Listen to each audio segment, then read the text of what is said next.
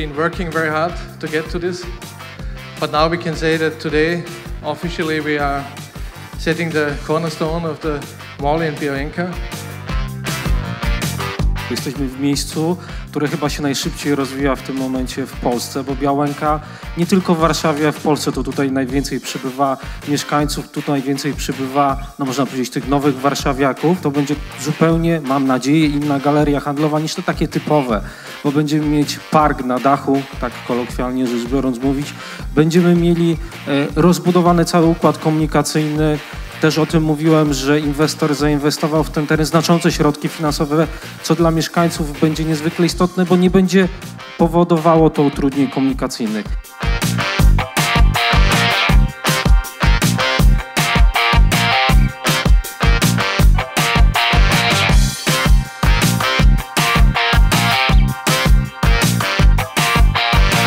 Wierzymy głęboko, że to będzie bardzo dobra galeria. Wierzymy, że Hill nie zastosuje żadnej taryfy ulgowej przy odbieraniu wszystkich robót. Tak, żeby w momencie, kiedy się będziemy otwierać galerię, będziemy dumni nie tylko z tego, jak ta galeria wygląda, ale również jak jest zrobiona.